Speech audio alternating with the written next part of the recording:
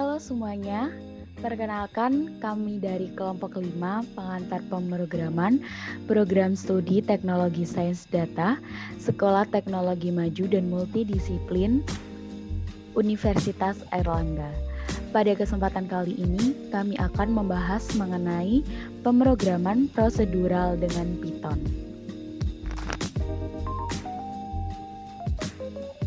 Pada kesempatan kali ini, saya tidak sendirian karena saya ditemani 5 rekan saya yang lainnya. Konsep pemrograman prosedural. Berdasarkan arti dari prosedural itu sendiri, kita bisa menyimpulkan bahwa pemrograman prosedural adalah bagaimana kita bisa menuliskan program secara berurutan dari atas sampai bawah. Maksudnya adalah urutan langkah-langkah program yang kita buat harus berurutan dari line pertama sampai terakhir, sehingga program kita juga diproses secara berurutan dari atas sampai bawah. Dasar konsep dari pemrograman prosedural adalah input proses output, di mana pada konsep ini harus dilakukan secara berurutan agar programnya dapat dijalankan. Begitu juga pemrograman prosedural. Nah, untuk mempermudah kita mendapat gambaran dari konsep pemrograman prosedural, kita bisa melihat contoh yang menggunakan prosedural. Salah satunya adalah materi kita sebelum ini, yaitu algoritma flowchart dan pseudocode. Seperti yang kita ketahui, pada materi tersebut kita bisa melihat urutan langkah-langkah yang kita buat pada algoritma flowchart dan pseudocode berurutan mulai dari start sampai end sesuai prosedur kita. Kurang lebih seperti itulah pemrograman prosedural. Pada pemrograman prosedural, program dibedakan antara bagian data dengan bagian instruksi. Bagian instruksi terdiri atas runtutan instruksi yang dilaksanakan satu persatu secara berurutan oleh pemroses. Alur pelaksanaan instruksi dapat berubah karena adanya percabangan. Data yang disimpan di dalam memori dimanipulasi oleh instruksi secara beruntun atau prosedural. Perbedaan pemrograman prosedural dengan Object-Oriented Programming. Dasar perbandingan. Fokus utama, POP, fokus utamanya pada fungsi dan prosedur yang beroperasi pada data, sedangkan OP menekankan pada data yang sedang beroperasi. Dasar perbandingan divisi program. POP, program besar, terbagi dalam program unit kecil yang disebut fungsi, sedangkan OP, program besar terbagi dalam program unit kecil yang disebut objek. Dasar perbandingan sifat. POP, data bersifat pasif, sedangkan OP, objek bersifat aktif. Dasar perbandingan pendekatan. OP, program didesain dengan pendekatan top-down, yaitu tugas-tugas kompleks dipecah menjadi bagian yang lebih kecil sampai tugas tersebut mudah diimplementasikan. Sedangkan OP, program didesain dengan pendekatan bottom-up, yaitu memuat prosedur-prosedur untuk menyelesaikan tugas-tugas yang sederhana. Kemudian menggabungkan prosedur tersebut dalam prosedur yang lebih kompleks sampai fungsionalitas yang ingin tercapai. Dasar perbandingan perpindahan data. POP, data dapat berpindah dengan bebas dari satu fungsi ke fungsi yang lainnya dalam sistem. Sedangkan OP, objek dapat bergerak dan berkomunikasi satu sama lain melalui fungsi anggota. Dasar perbandingan penambahan data dan fungsi baru. POP, menambahkan data dan fungsi baru tidaklah mudah dalam pemrograman ini. Sedangkan OP, menambahkan data dan fungsi baru tidaklah mudah. Dasar perbandingan. Keamanan pada POP tidak memiliki cara yang tepat untuk menyembunyikan data sehingga kurang aman. Sedangkan OP, pemrograman berorientasi objek ini menyediakan penyembunyian data sehingga lebih aman. Dasar perbandingan overloading. Pada POP, dalam pemrograman berorientasi prosedural, kelebihan beban tidak dimungkinkan. Sedangkan OP,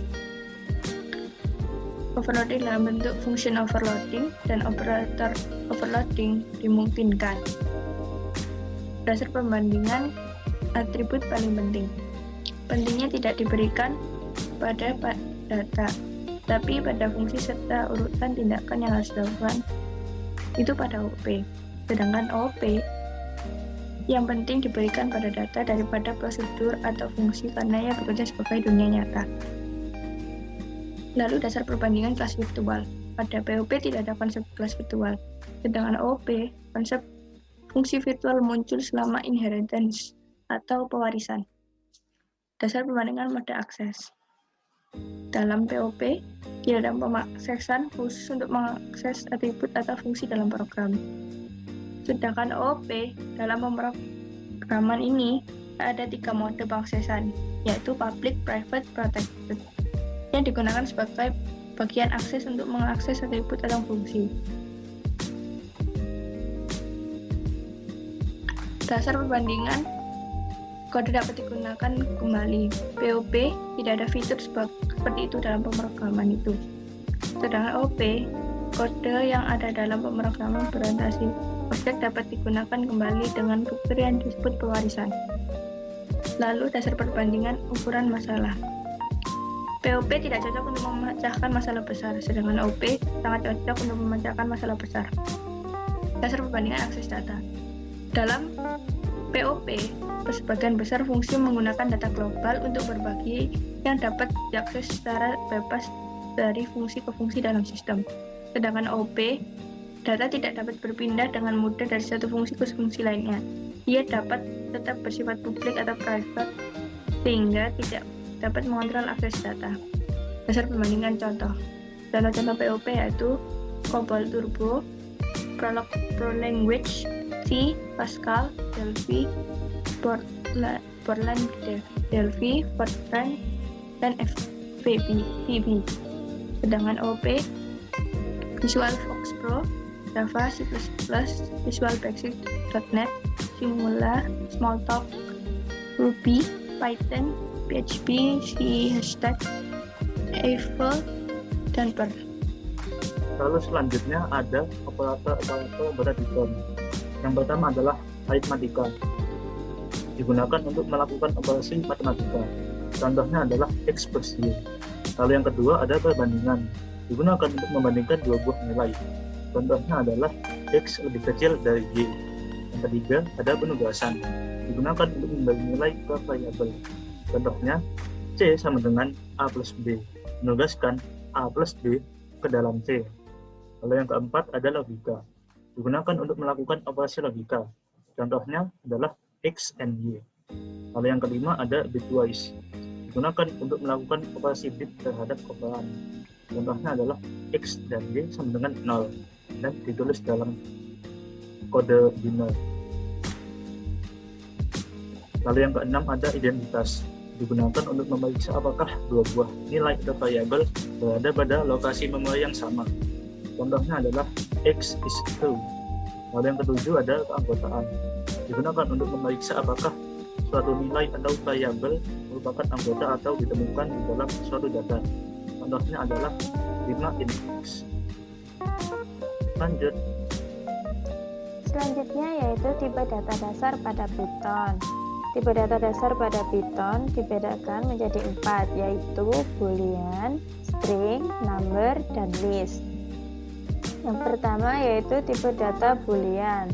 Tipe data ini menyatakan benar yang bernilai 1 atau salah yang bernilai 0. Yang kedua, tipe data string. Tipe data ini menyatakan karakter atau kalimat bisa berupa huruf, angka, maupun yang lainnya dengan diapit tanda petik 2 atau petik 1. Yang ketiga yaitu tipe data number. Tipe data number ini dibagi menjadi 3. Yang pertama yaitu tipe data integer. Tipe data integer ini digunakan untuk menyatakan bilangan bulat seperti 1, 2, 3, dan yang lainnya. Yang kedua adalah tipe data float. Tipe data float ini digunakan untuk menyatakan bilangan desimal atau bilangan yang mempunyai koma seperti 1,5, 1,7, dan yang lainnya. Yang ketiga yaitu tipe data kompleks. Tipe data kompleks ini digunakan untuk menyatakan pasangan angka real dan imajiner, seperti contohnya 2 plus 3C. Lalu tipe data dasar yang terakhir yaitu tipe data list. Tipe data list ini merupakan data untaian yang menyimpan berbagai data dan isinya bisa diubah-ubah. Jadi di dalam data list ini nanti kita bisa menuliskan data berupa tipe data integer, kompleks, maupun yang lainnya. Jadi pada saat ini kita akan membahas tentang perintah input dan print pada Python. Setelah kita ketahui bersama bahwasanya input proses dan output adalah inti dari semua program pada komputer. Input adalah masukan yang kita berikan pada program, lalu program akan memproses dan menampilkan pada outputnya. Jadi pada contoh samping ada beberapa contoh input. Misalkan kita ketikkan input lalu kita berikan tanda kurung dan lanjut ketik, lalu kita ketikkan beberapa kalimat, maka Python akan mengeluarkan atau akan memproses dan hasil outputnya adalah kalimat kita ketikkan itu. Lalu ada juga kita bisa memberikan variabel, misalnya nama dengan lalu tanda kurung dan ini, lalu kita ketikkan beberapa kalimat, maka akan keluar kalimat tersebut serta kita berikan print juga. Jadi itu, terima kasih. Selanjutnya, saya akan menjelaskan 3 soal yang ada pada akhir slide.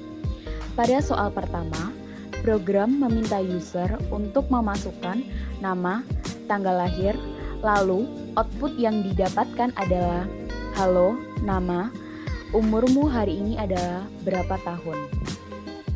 Pada slide PPT yang tersedia, pada tahapan awal kita harus menginput nama, masukkan nama Anda, menginput, masukkan tanggal kelahiran Anda, menginput, masukkan bulan kelahiran Anda, menginput, masukkan tahun kelahiran Anda, sehingga didapatkan rumus 2020 dikurangi integer varian 4 pada baris kelima. Mengapa saya menggunakan integer pada varian pada tulisan sebelum varian keempat? Karena integer menyatakan sebagai angka, sehingga outputnya bisa kita tuliskan print halo, varian 1, umurmu hari ini adalah, varian 5, tahun.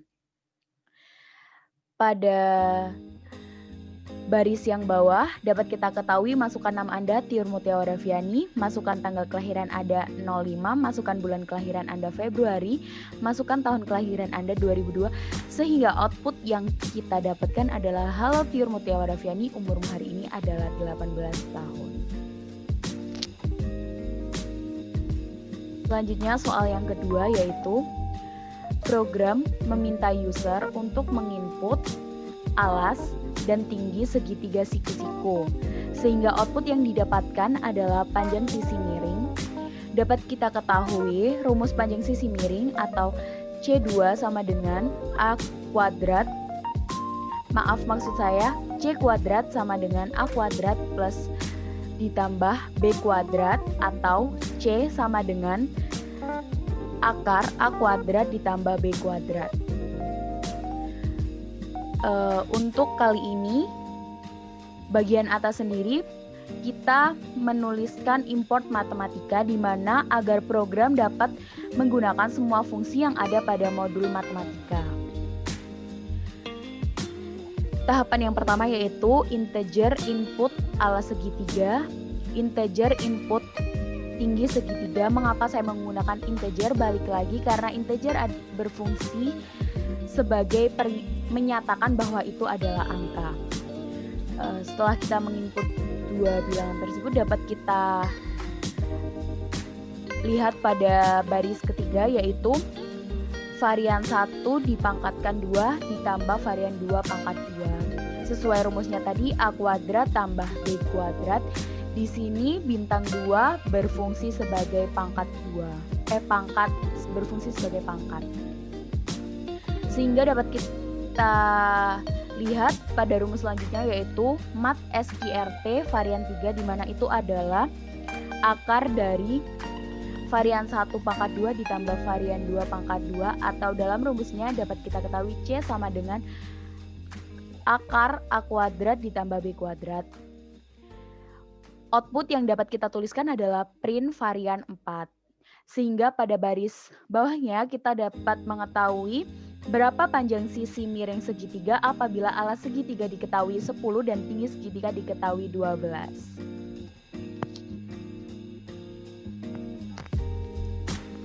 Selanjutnya yaitu soal ketiga, program meminta user untuk memasukkan harga barang, output yang didapat adalah harga akhir barang yang telah dipotong diskon 30%. Oke, kembali lagi menggunakan import matematika. Pada tahapan awal kita menggunakan integer input harga barang. Selanjutnya varian 1 dikali 30/100 atau 30% diskon potongannya, sehingga didapatkan varian 1 dikurangi varian 2 yang dapat dituliskan pada output, yaitu print varian 3. Pada baris bawahnya dapat kita ketahui harga barang 300.000 menjadi 210 karena itu sudah merupakan harga akhir barang yang telah didiskon 30%.